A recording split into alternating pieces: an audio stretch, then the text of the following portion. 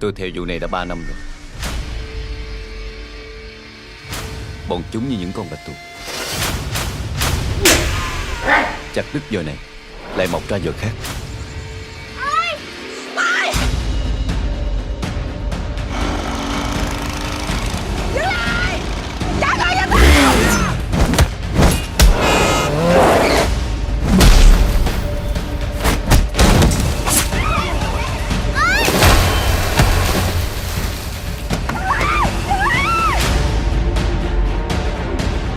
Đứa này nữa là mình được 30 đứa. Số hàng chiếc này rất là lớn.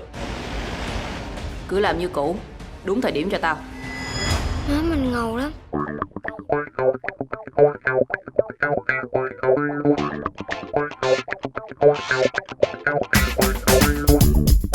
Hello, and welcome to Viva La Action, the movie podcast where we talk about all things action movies, the good, the bad, and the underrated. My name is Santi, and with me as always is my co-host, Grayson. Hello, that's me. That's you. And It also, there's something new this week. If you're watching on YouTube. If you are, and it. You already see it.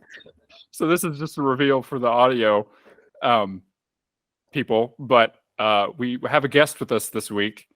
Welcome, everybody, to the show. Dugan. Hi, how are you? So glad to be here. Happy to have you. Yeah. Would you like to list your qualifications to be on the show?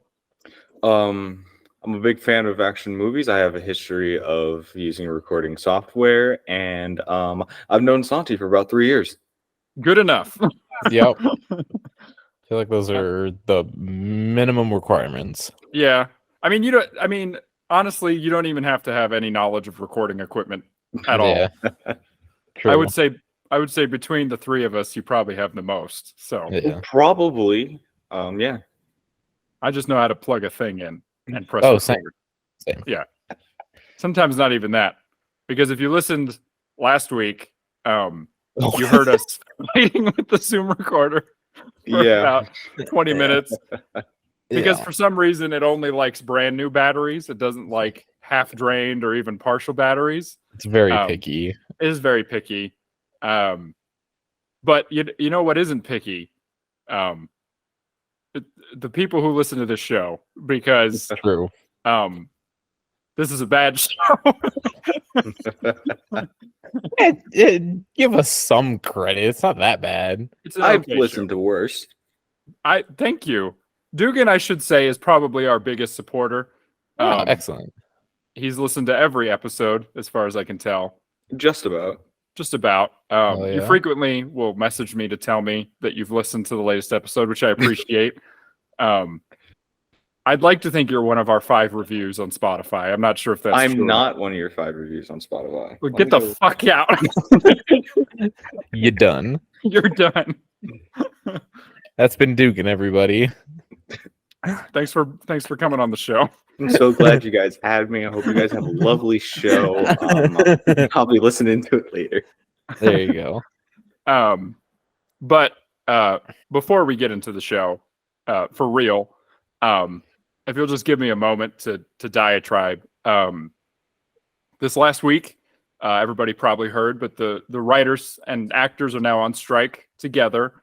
So for the first time, and I think like a long time, I think for the first time in 60 years, they're striking together.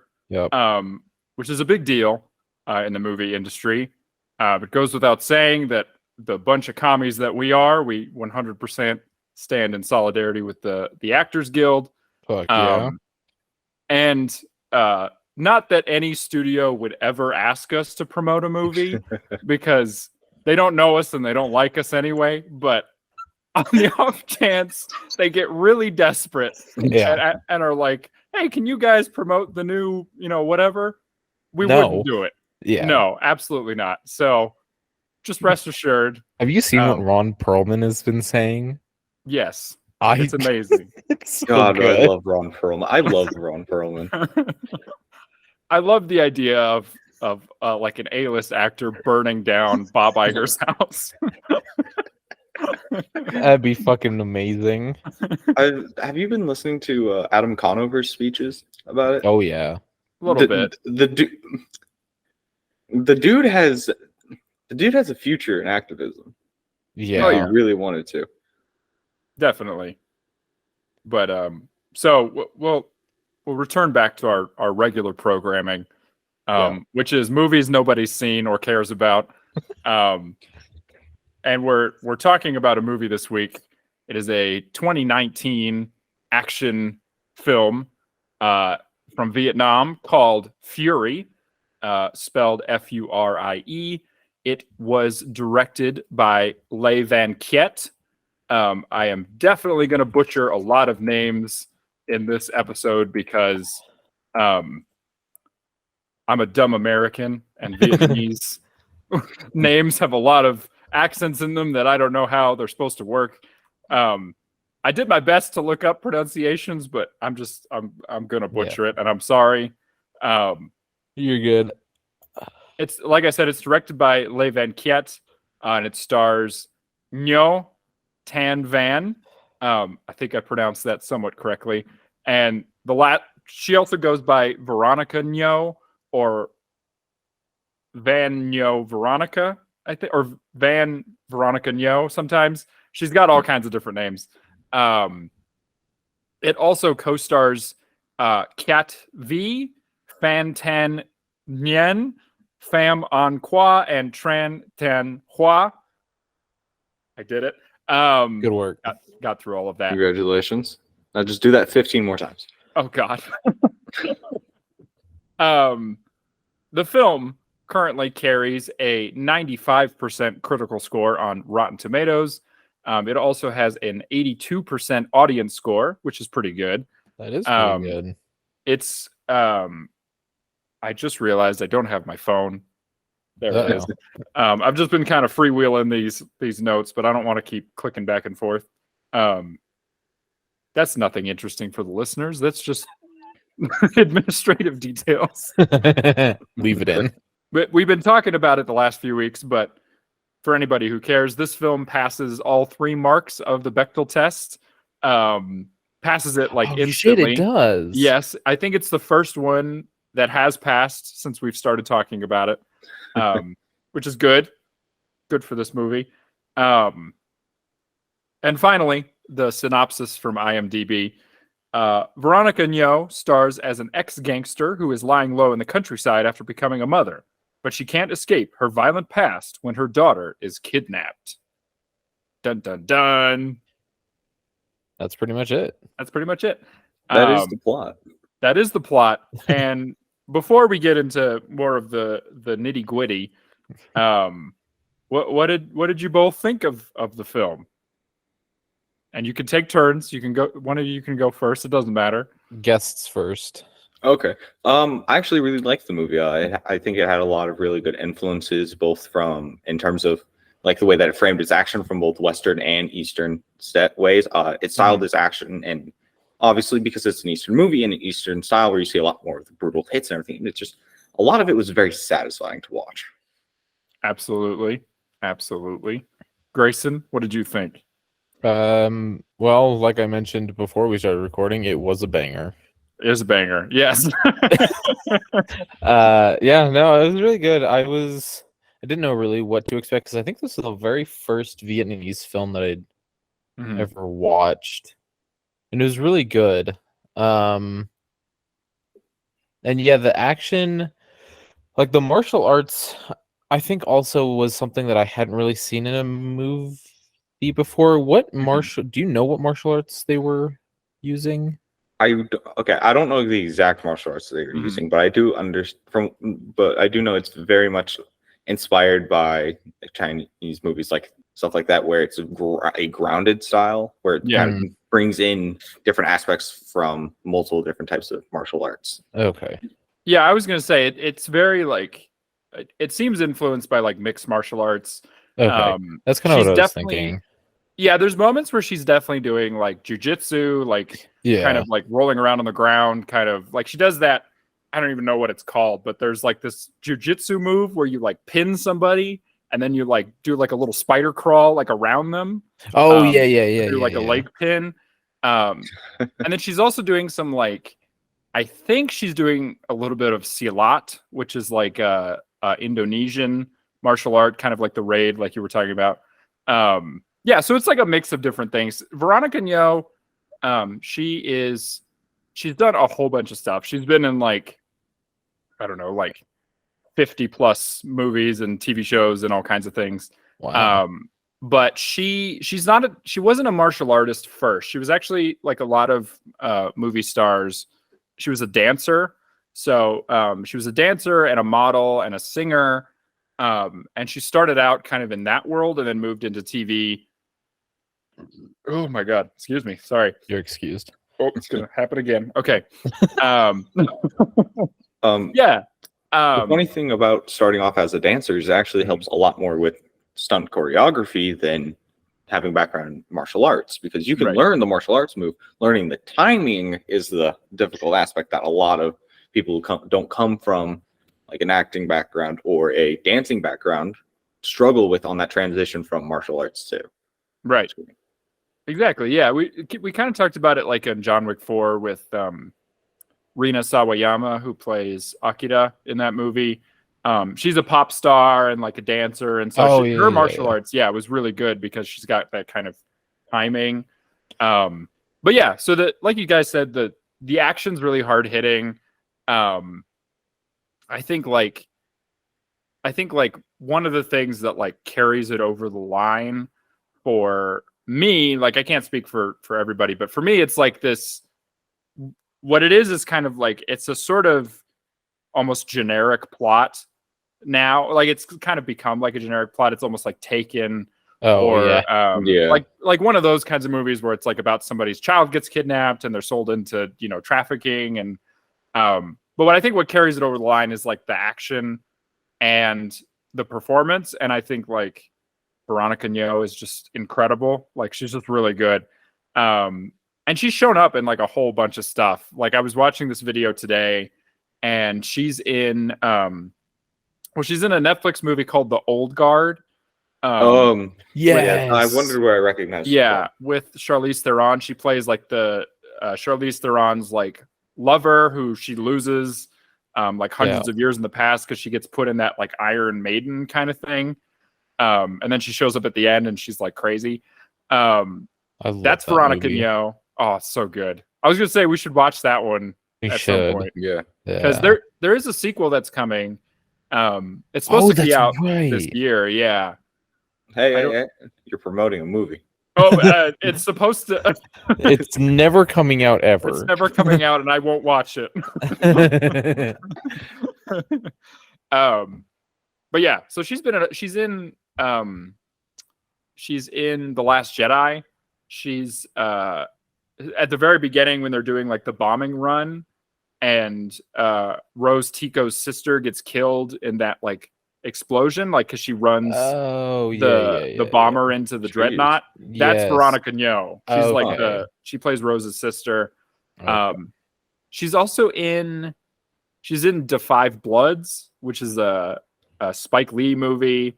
She's in, I could just list her whole IMDb if you want, but yeah, she's in a whole bunch of stuff. And I was kind of surprised. I was like, oh geez, I didn't know she was like in all these things. But yeah, that's a lot more things I actually recognized that I didn't realize I recognized. Yeah. She's just one of those people. She's just like in everything. She also has the YouTube channel, if anybody's interested. She does some delightful vlogs, which I watched one of today. It was very pleasant.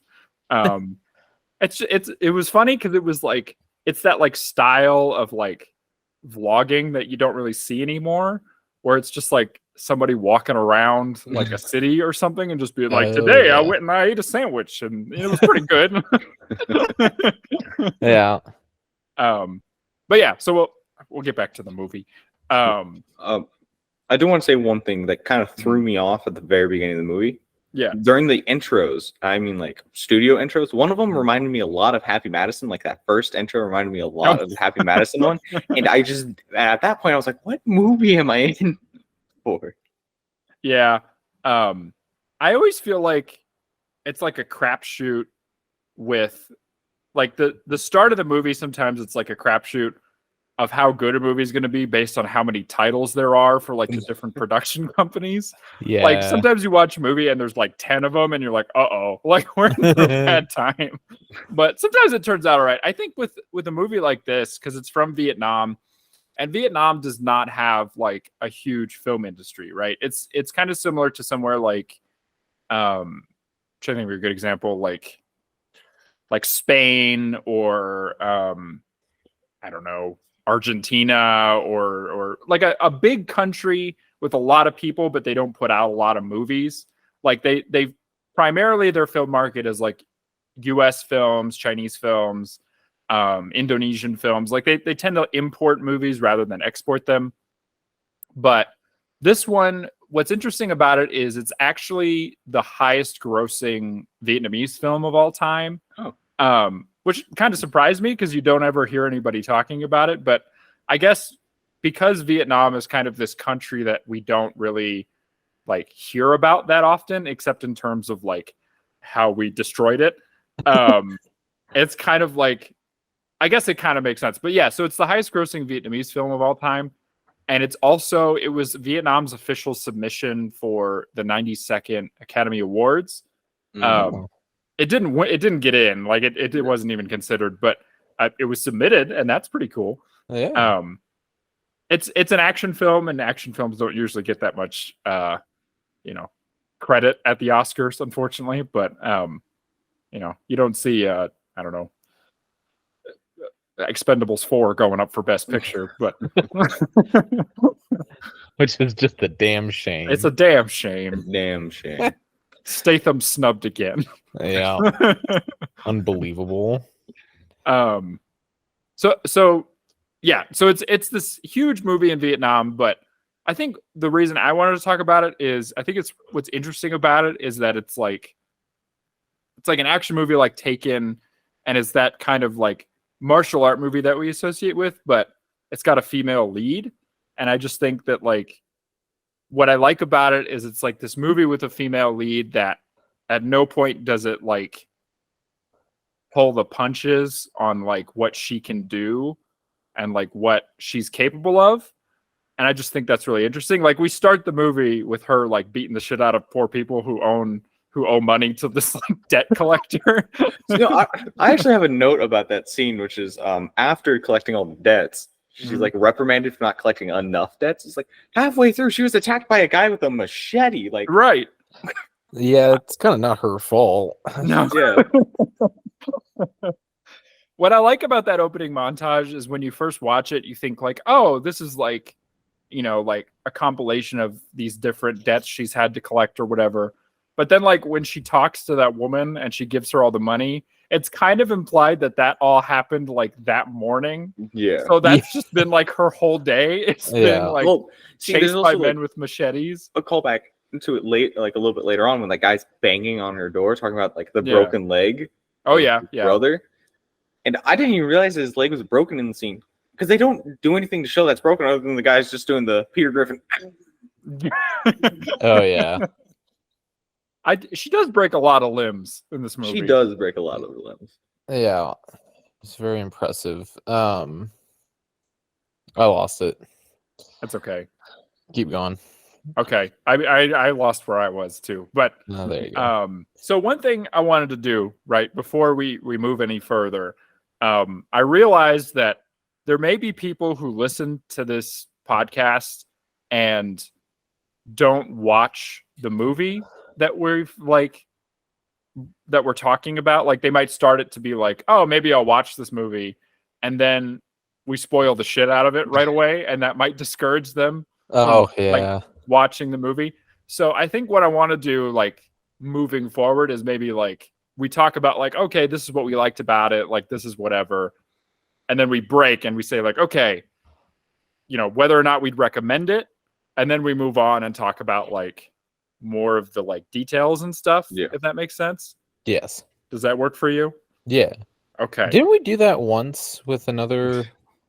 What did we do that with? I think you do that mostly with new releases that are like still in theaters, from what I've noticed. Yeah, Yeah. it's just John Wick 4, the one new Yeah. movie we talked about. Yeah. I wanted to give you more credit than just John Wick 4. Thank but- you. I appreciate it. Maybe in the future that'll be a relevant statement, but right now we've just talked about the one new movie. Yeah. So I think we'll do that now. So without spoiling the rest of the movie, would you recommend it? Oh yeah. Okay. Yeah, I think I- it's one of those movies that like you can just kind of turn on hmm and just watch, right? If you have like a friend or somebody that's like, oh, I want to watch like an action movie, but one that I haven't seen before. It's like, oh, well, I know this great Vietnamese one.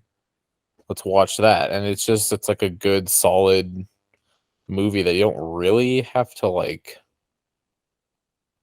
It's like a good introductory movie, I think. Yeah. I get you. I feel that way as well. Dugan, what were you gonna say? I think it's a hard recommend. Like Grayson said, it's a good introductory movie. I think it's a good introductory movie for that style of Eastern film where it's very brutal martial arts, and it's a good way to like get people leaning into that. Because one of my favorite movies is, I've mentioned it like 3 times, The Raid, Mm-hmm. and that's a hard movie to sell people on. My favorite thing about The Raid is that I showed that to Grayson and our friend Sam with just no context, and I was just like, this movie's like really brutal. Yeah. It was There's fun. an extended like 10-minute fight scene where 2 people beat up an old man, and it doesn't go well for any of them. They do beat up that old man. Yeah. Yeah. My favorite thing, and I recommend this film, obviously, like because I'm the one who. But anyway, my favorite thing about like martial arts movies, and this goes all the way back to like if you watch like Shaw Brothers movies from like the 60s and 70s and stuff. I love this idea that like if you train in martial arts, like it doesn't matter if you're some like 70-year-old dude, you can still kick some ass. Like I just love that thought of like it takes 2 guys, trained like policemen to beat up like one old man in the raid. They don't even really successfully beat up the old man. They get their No. asses kicked. Yeah, they have to machete him to death. But Yeah. Anyway, It'd be like that. Back to this Fury. movie, with it also Um, involving a lot of machetes and hatchets. There are a lot of machetes and hatchets. And like cleavers.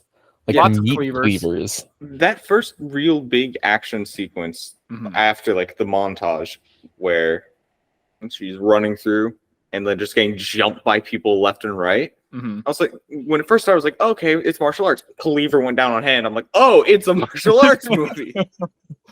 Yeah. I think that sequence is probably the best action sequence in the movie.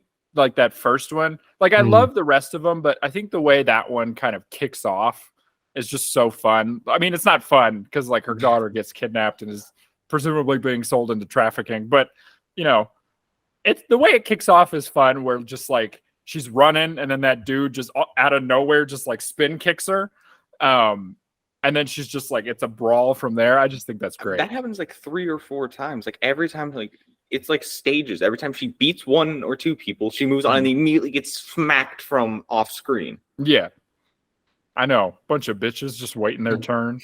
Yeah.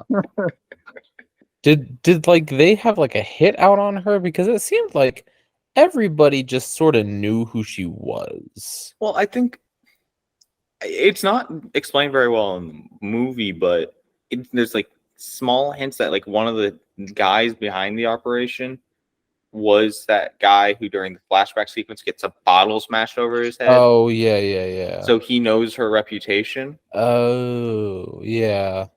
And Yeah. see, I thought that it might have been like a setup, like that guy had like targeted her daughter specifically. I think that's the implication. I think that's supposed to be Okay. the implication, but that guy shows up twice, once in a flashback and then once at the end of the movie. Mhm. Yeah. So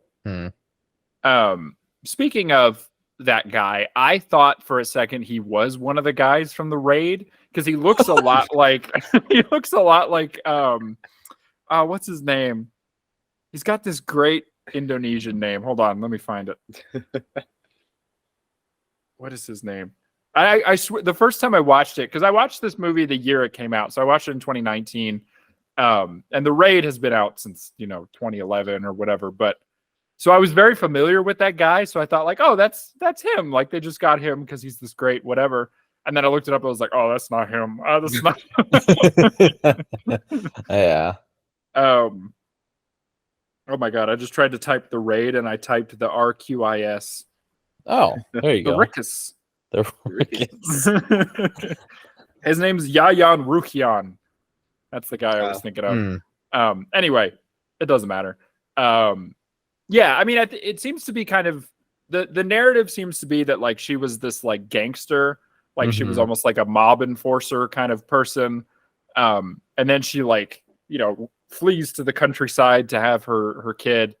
And I thought this movie was quite mean about like her role as a mother, like even though like she's clearly like not a good person, right? Because she's like this debt collector and she's like whatever, but it's like she's trying, Yeah. it's kind of Like, she's doing her best. There's that extended sequence at the brother's house of mothers like you deserve to rot in hell. It's like, what the?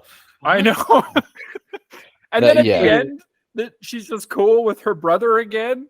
Like he's at the hospital, he's like, "Hi, Mai," and I'm like, I would tell that guy to get the fuck out. That dude's never met Mai. I know.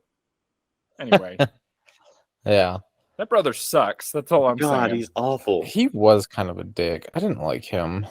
No, I know. He just berates her and then kicks her onto the street, and it's like, Yeah. some brother you are. Right. I had one major pet peeve with the movie. What's that? And that would be the police officer. God, what the hell is his name in the movie? Captain Vu Trong Long. Oh my God, Captain Long. Yes. Captain Long.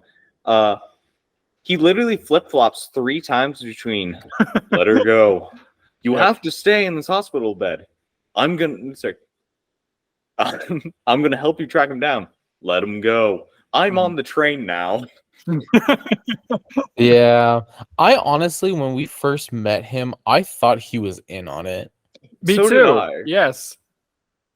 I'm glad I Because I wasn't thought the that only was- one. I thought that was the implication of like that board that was set up, because Mhm. it didn't look like a police board. It looked like a board of "here's my conspiracy theory." Right. Yeah. I also like one thing I think I don't like about this movie is that he's the one who like saves her at the very end, like stops her from being completely killed, which kind of bugged me because it's like she did all the work, like Yeah. she's the one who got and she does get the shit kicked out of her, like the whole Absolutely. movie. Just It pulls what I like to refer to as the raid phenomenon. Yes, I'm bringing up the raid again. The raid phenomenon, where the protagonist gets the absolute living shit beat out of them throughout the entire movie and just keeps trudging forward. It shows up in John Wick. It shows up in basically it shows up in the Batman, surprisingly enough, where Robert Pattinson just gets the absolute living shit hit out of him, mainly by like pieces of like architecture, but Yeah.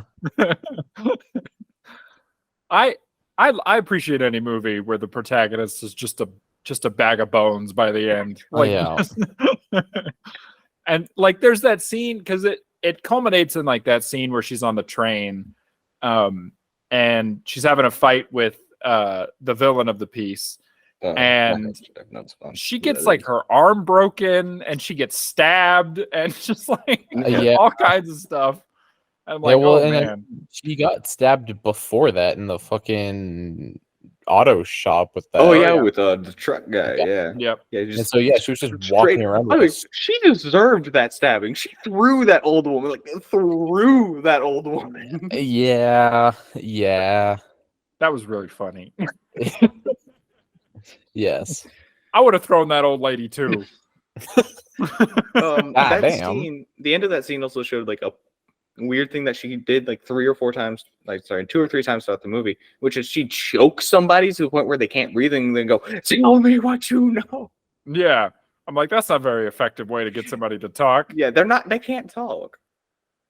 No. It's like covering somebody's eyes and being like, "Where are they? Show me where." What do you see? I think that might have been my favorite fight scene was in that auto shop. Yeah. Because they both got very creative with like improvised weapons and shit. And I like a good fight scene in a very enclosed space, like the hallway Daredevil fight. Yes. That shit's so good. It is good. It's reminiscent of what the hell was I gonna? It doesn't matter. You're right. It's great, and part of what makes it great is like it's like an escalation. Like it starts off where like he's got the screwdriver, and then they both have like wrenches, and then like she's got like that saw blade that she's like holding up against his neck. That was fucked. It was fucked. I was real worried for him in that moment. It wasn't just being held against his neck; it was being like slowly turned across his neck. That was uncomfortable. Yeah. But I do like that she doesn't kill him. For the most part, she doesn't really kill anybody. No. She kills that last lady who, let's face it, she had that death coming. was brutal though. Oh my god. She got the knife, like flipped it around like to where she made her stab herself, kicked it in 2 more times, stole the knife and just started stabbing everywhere. Jesus. Yeah. There's a great moment in that, like where she's stabbing her, where she stabs her like in the gut, and then she like drags it up like across her body, and then like stabs her a few more times, puts it in her neck, and then drop kicks her. But what I liked about it was it reminded me of how you like cut up like a fish, like when you're like gonna put like salt in it or whatever, like to season it. And I was just like, damn, she just skewered the shit out of her. But it's like comedic in the way that she like puts it in her neck and then also kicks her like onto it. It's like she's already dead. Like you don't have to like.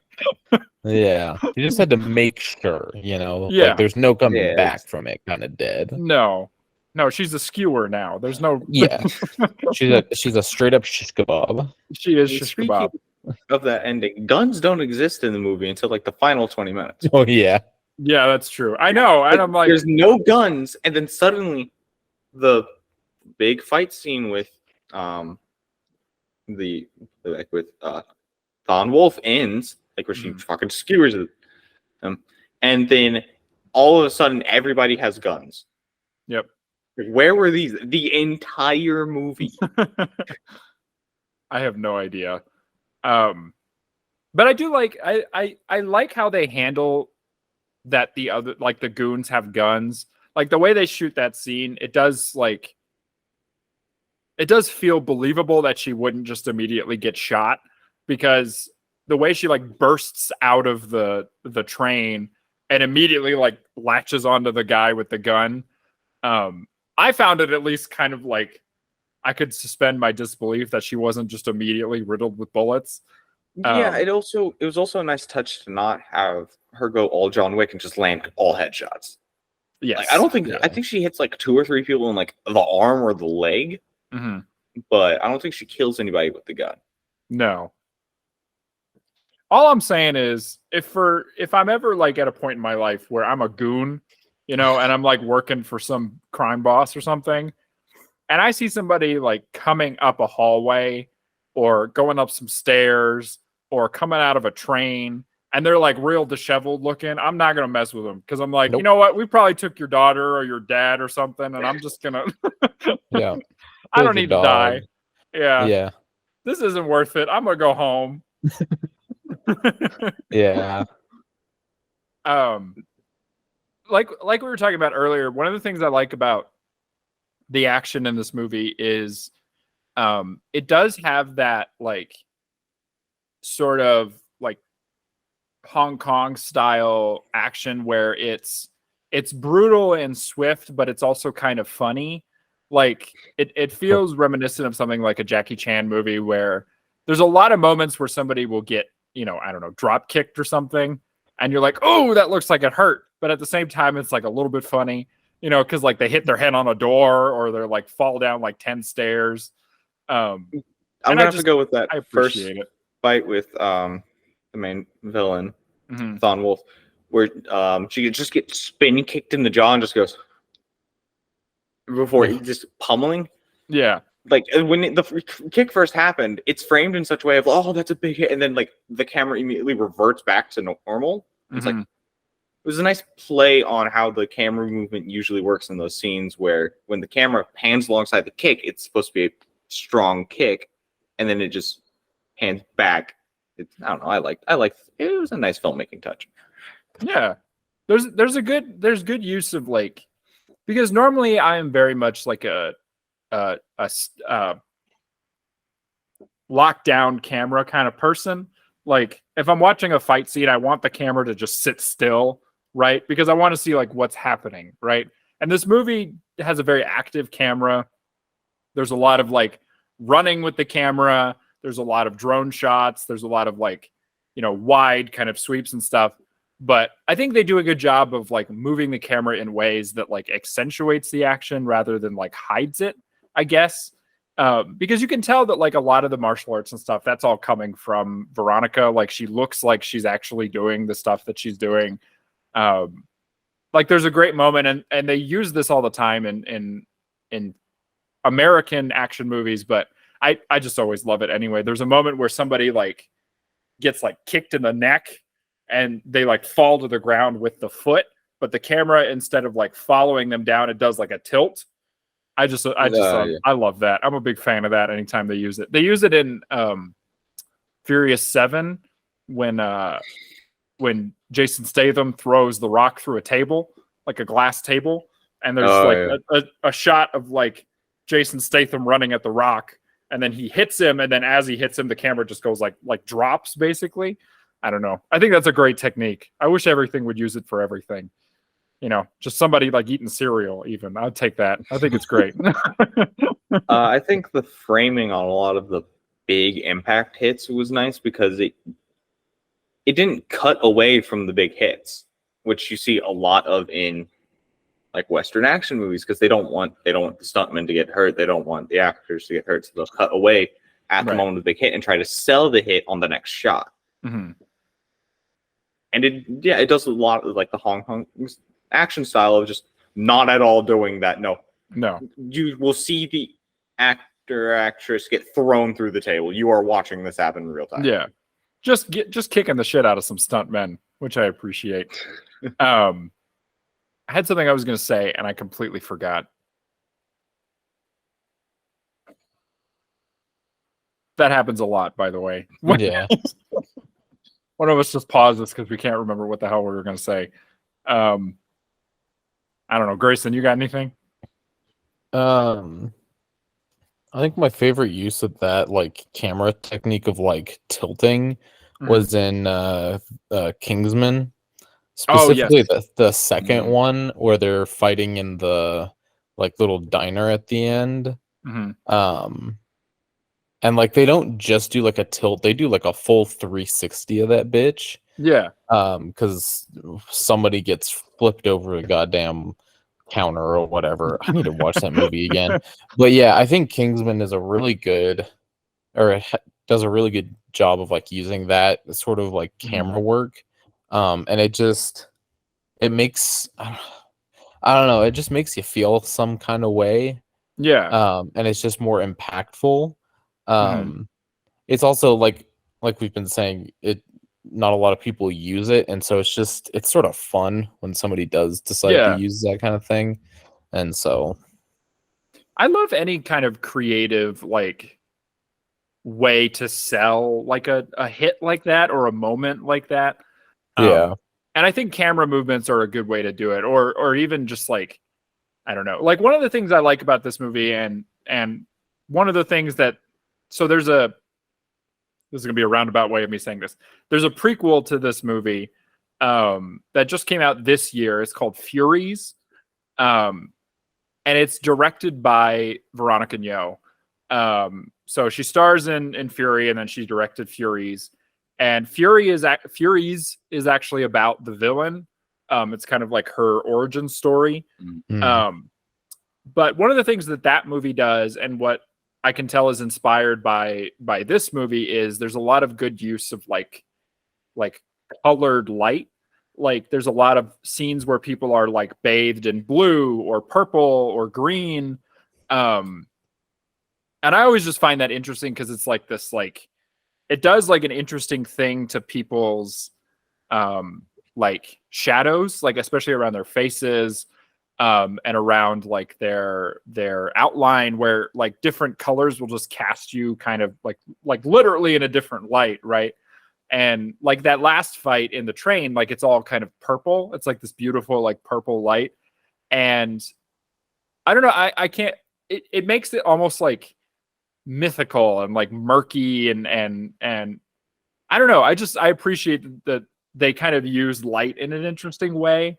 Like it's not like in a lot of like American action movies, and I don't want to just shit on American action movies all the time, but I like to. They often just shoot things like in what's called like motivated lighting, where it's just like everything is kind of lit in a way that would be like akin to real life, right? So like if something's dark, it's dark, right? Or if it's light outside, oh, it's just bright and sunny or whatever. But like with this movie, like in that train fight, where's the purple light coming from? Who cares? Like, Yeah. I just think that's cool. I like that. I think when Veronica No's character was thrown into the water, like handcuffs, so not chains around the hands and legs in the water. There was the way that they cast the lighting on that with that ethereal, like greenish blue. It was really cool because it's nighttime, and usually when you see like nighttime underwater, you don't see those ethereal greens and blues. That's usually something you'll see during like daytime scenes, if you get that at all in American movies. Right. So yeah, that's just going off that. I do also have a little bit of a problem with the scene that follows, the hospital scene that immediately follows after the getting thrown in the water, where the police are like, we didn't find any evidence. You just found a lady chained up and tossed into the water. That should be evidence. They're like, nothing we can do. Sorry, we didn't find any evidence. It's a kink thing. I don't know. She did it to herself. Yeah, that is one, I think, because I don't like that in any movie. I always find it kind of annoying when, and I understand why they do it in this movie. They have to like put her in a scenario where she can know about the scheme and then have to like work her way back to it, because they have to, have this finale. But it always bugs me in a movie when a villain has the opportunity to execute like the protagonist, but they choose to do it in like a sadistic way that it allows for the protagonist to escape. Like for some reason, that's just always bugged me, where it's like she could just stab her in the throat while she's knocked out, right? Or just shoot her in the guns head. They clearly have. Right. But instead she chooses to tie her up in this elaborate way and throw her in the river. And what is presumably a section of the river where someone's just going to find her. So I don't know. That it's fine. It doesn't take away from the movie, but that always bugs me when it's like, we're just gonna not kill her because the plot demands it. Wait, we never find out who grabs her from the water. I just realized that. She just shows up in the hospital bed, and the police are there like, you were found in the water. It was a fish. A fish found you. Yeah, the lighting. Sorry, I just thinking about it. As somebody who majored in theatrical lighting, the lighting in this movie was very theatrical. It was used, unlike a lot of like American films, this movie used lighting to actually like elicit emotions and that sort of thing. It's kind of like the same in John Wick, how like they use like blue and red a lot.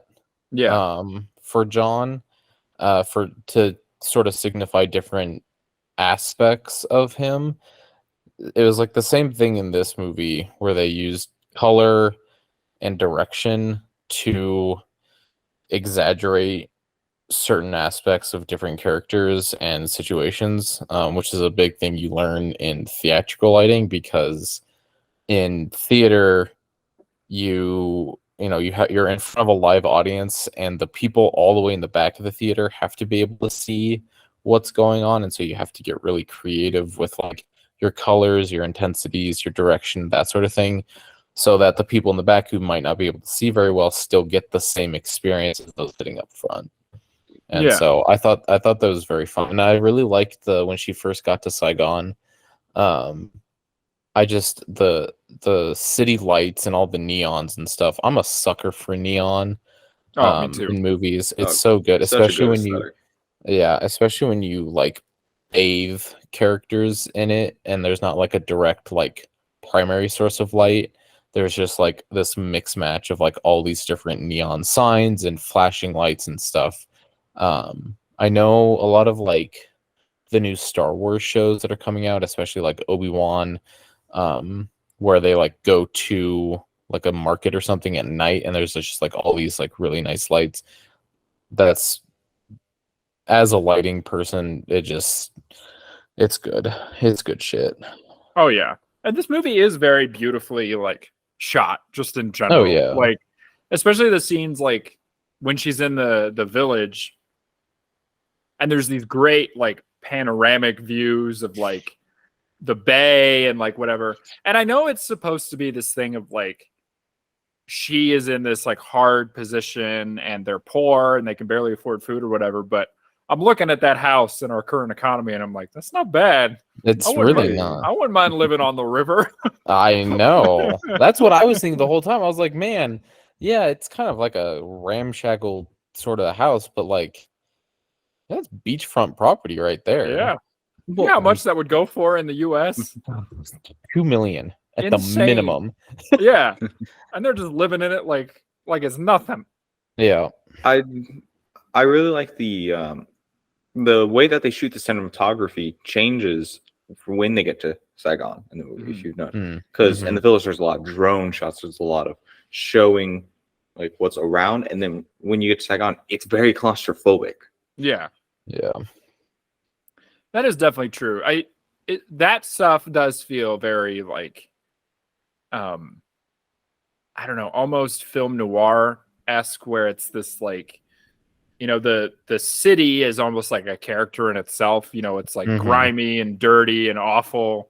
And even though this is supposed to be like, oh, this is where everybody, you know, lives, and it's like the opposite of the village where she's in poverty, it's still this sort of like, there's a commentary to be had about like life in the city being so lonely and being like you said, like just gross and just dirty. And yeah, it felt, and especially with the neon, it does feel inspired by like noir and like Japanese cinema from like the 50s and 60s.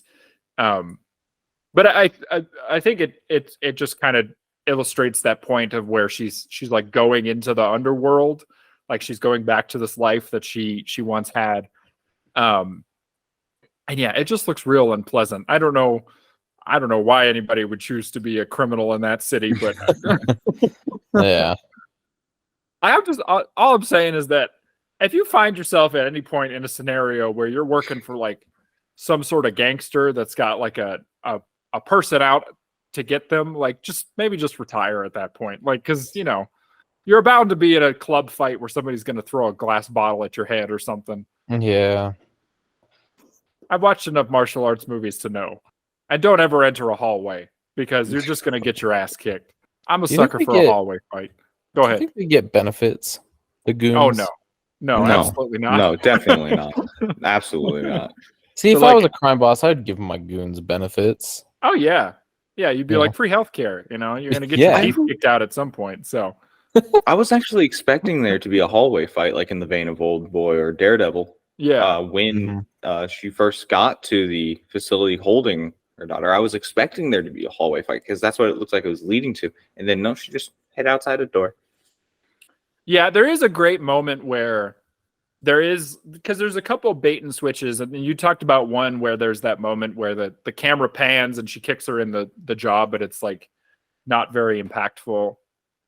There's a second, or before that, there's a bait and switch where she enters this room and there's a guy sitting down and he's like sitting in a chair, right? And then he like stands up and you think it's going to be like this knockdown, drag out brawl. and then she just hits him once and he falls back on the chair. It hits him once, falls back on a chair, and then the actual like slight brawl is with the other guy who's standing in the corner the whole time. Yeah. I thought that was so funny. He just stands up like, what? And then he just goes nights, you know? Yeah. He was EP, I guess. He was. God.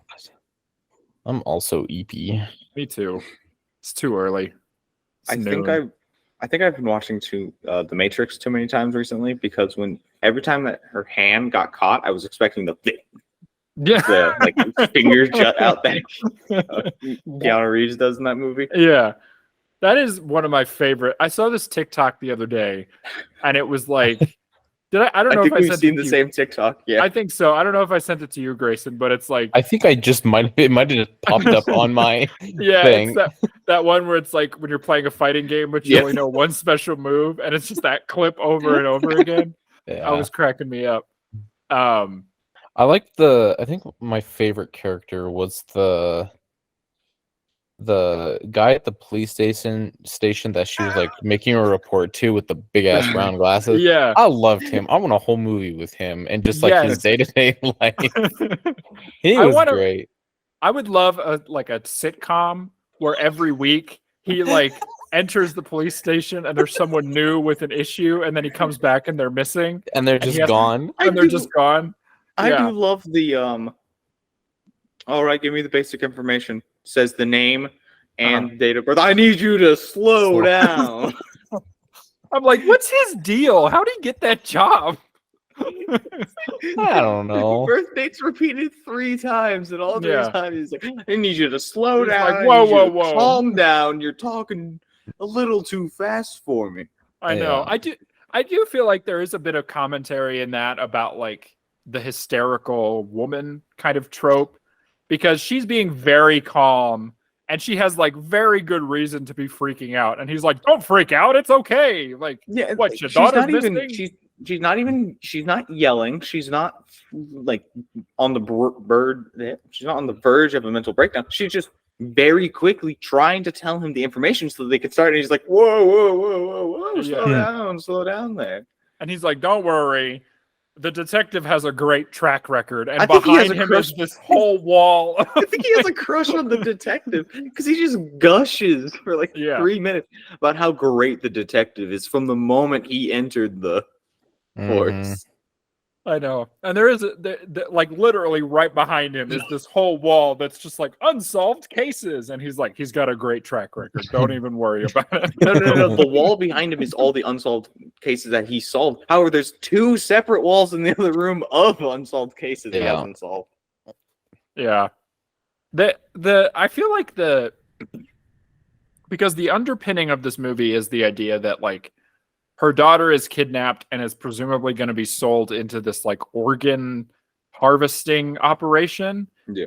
And what I appreciate about this movie is the like restraint of giving us the imagery of that without ever like actually showing us, because I feel like there is more like horror in like when she enters that room and there's the operating table and there's just like the pile of children's clothes. It's like really awful. Clothes, the blood all over the table. Yeah. The just singular sandal sitting there. Yeah. And it's like you get the like feeling of dread without ever actually having to show it. Like I think that is a good like I'm glad they went that approach, because I'm like, I don't need to see like none of that. Like, not in my fun action movie about child trafficking. It's very much the fear of the unknown aspect, and it's the implication. That's right. I appreciate that, because I feel like I'm gonna get into a movie that's out right now that I'm not promoting it or whatever, because I wouldn't promote this kind of trash anyway. There's this movie that's out right now, and it's like all the like right-wing nut jobs are a fan of it. It's called Sound of Freedom. Yeah, Jesus Christ. I haven't seen it. I'll full disclosure, but I've read like graphic descriptions of like what's in the movie and stuff.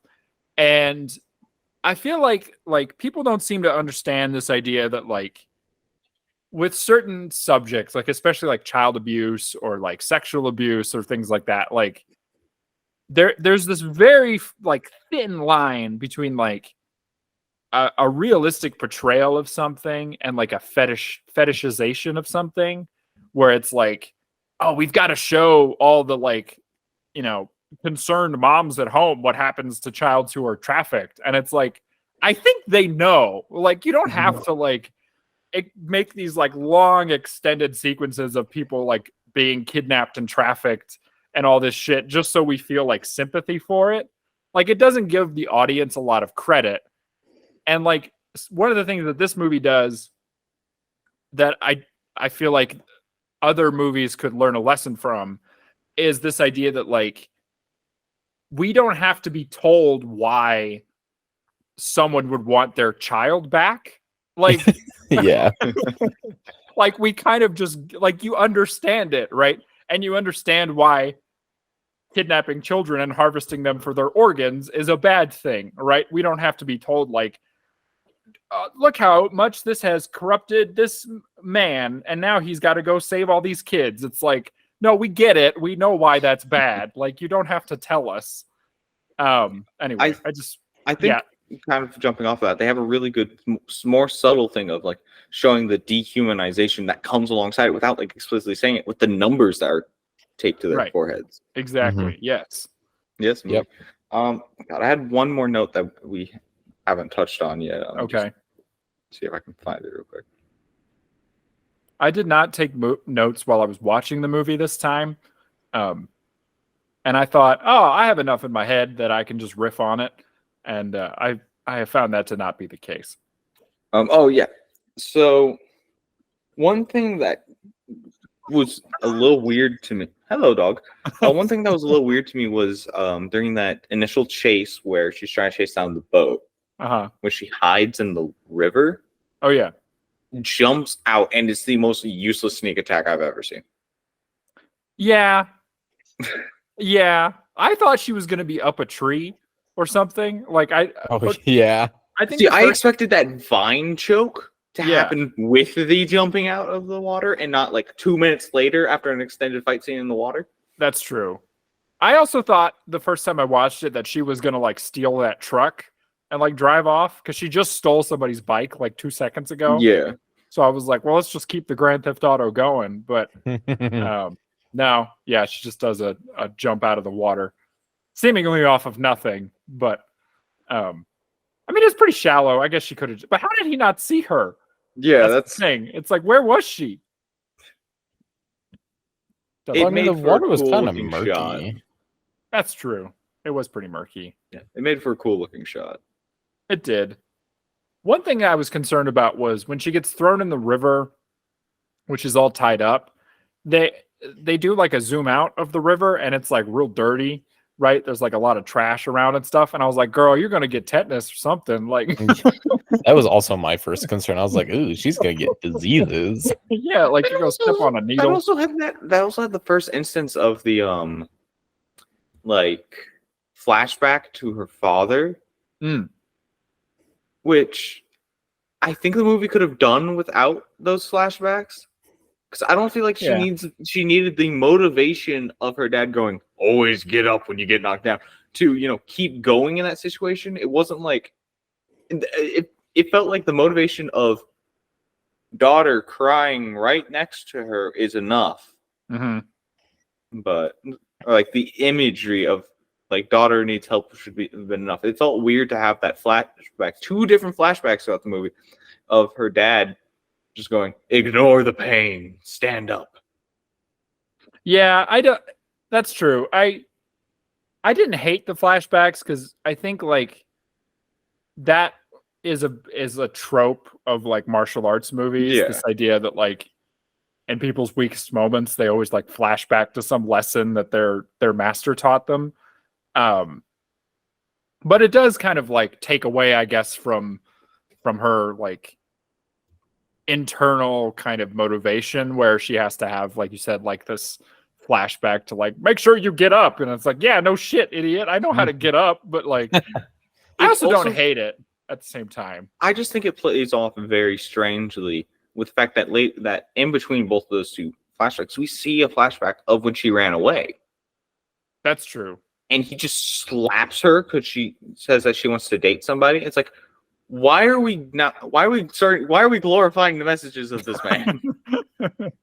Yeah, that is one thing. I think culturally there is a bit of a barrier because there is this implication that like she should feel bad for like not wanting to associate with her parents, even though clearly her parents were like not very kind to her. No. And that like there is also the implication that like her brother is like justified in his anger towards her. Whereas I feel like in like an American movie, we'd be like, nah, that family sucks. Like I wouldn't want to be with them. But it could just be like there's context there that we don't necessarily understand as an American audience. Like, yeah, maybe there is something else there that we're not picking up on. But no, I agree with you. There, it does kind of like feel contradictory where you're like, I thought I wasn't supposed to like the dad, and now I do like the dad. Like, which kind of dad is this supposed to be? But yeah, I don't know. It's yep. I had a point and I lost it, but it doesn't matter. Yeah. I think that's all I have to say. Did you guys have anything else? I think I've exhausted pretty much everything I can say right at this moment. Okay. Yeah. That's all right. So we've come to the end of the show.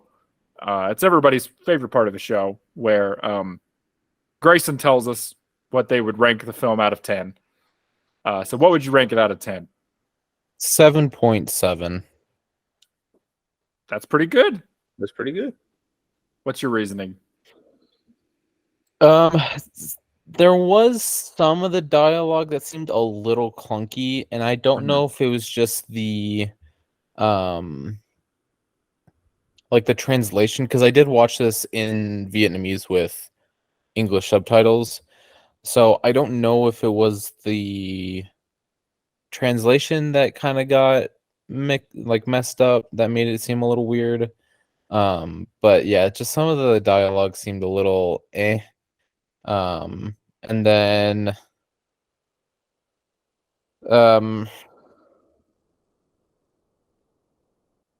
it did seem a bit long. There were some. What was the one that we had talked about that it kind of went on forever? Oh, the brother scene where he was just berating her. I was like, I feel like that could have been a little shorter or just done better. Yeah. And then just some of the like giving context, like how did they find her after they dumped her in the whatever, after tying her up? How did they find her? Because we never saw anybody following her. There wasn't really anybody else that saw them dump. So I was like, how did she get found?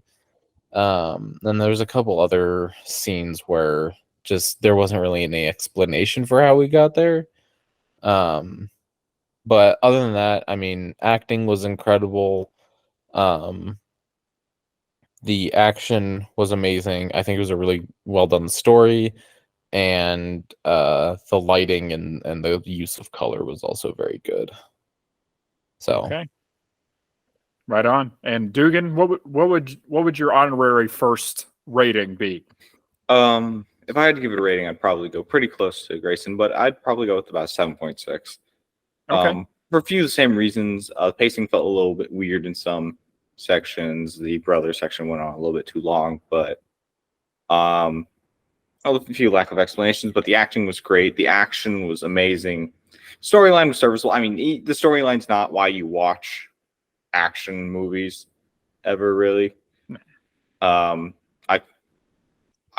hardly ever recall the plot. The only plot I actually remember for the John Wick movies is the first one. Yeah. Everything else is a blur of action scenes.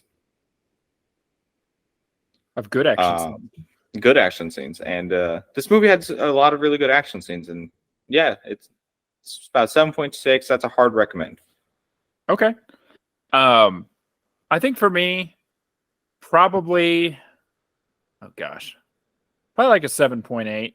And I think if you would have asked me like a year ago, I probably would have said it like an 8 or 9. Mm-hmm. And the only reason I'm dropping it is just because rewatching it this time, I don't know. I think I've seen so much in the interim that is like in the same genre. That's kind of like very similar. That was better, I guess. And that's not to say that this movie's bad, because it definitely isn't. But it's more just like, I think my initial viewing was, I was much more positive and was like, oh, this is great. I've never seen anything like this. And now that I have seen stuff like it, I'm like, yeah, it's still pretty good, but it's like not the top of the pile, I guess. But it's still, I really think it's really good. I think if you're an action fan, it's a treat. I think it's nice to see an action movie that is led by a woman of color. Just in general, I think that's a nice thing to see. And yeah, like I said, it's just good. The action's solid. I have no complaints about it. The pacing is a little bit weird, like you guys both, I think both of you said. Yeah, so 7, what did I say? 7.8. Yeah, so that's it. But if you like to rate things and you just love giving numbers to stuff, what should they do? Put it in the comments. Get in the comments. Yeah, give us 5 stars. Like it, rate it, all the things. Press all the buttons. Any buttons that you see on any of these, just press them all. It's bound to do something. Like it, dislike it. Leave a comment. Leave a comment that's like a Google search, like you don't know how the internet works. Just leave it blank. Yeah. If you want to get in contact with us, you can email us at vivalaaction@gmail.com. If you'd like to follow us on social media, you can follow us at Viva La Action everywhere. Follow us for more movie talk. Was that my dog's first appearance on this show? I think full face appearance, yeah. Full face, yeah. Yeah. That was Mercury. She's the best dog. Well, I also have a dog who is the best dog. Okay. They're both the best dog. You'll find Grayson riding their dog like a tiny horse. Yep. You'll find Dugan waving to trains as they pass, and you'll find me eating mugs. Eating mugs, yep, and pouring hot coffee all over myself. Yep. That's been this episode. See you next time. Bye. Bye.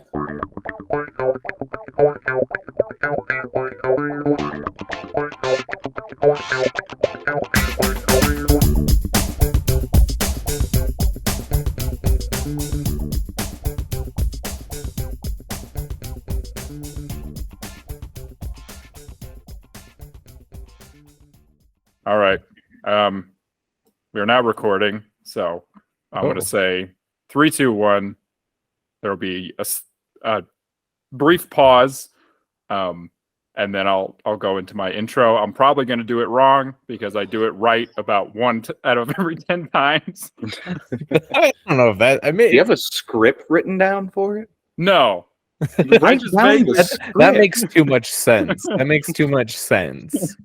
Because, the thing is, originally it was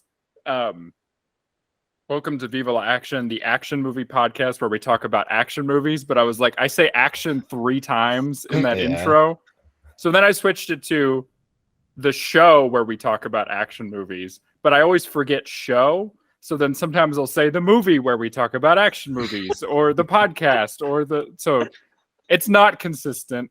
It's never the same length of time. Nope. Write down a script. As somebody who actually used to work at a radio station as one of the hosts and as one of the news people, write down a script. Jesus. Never. That's too logical. We're in the Wild West of podcasting.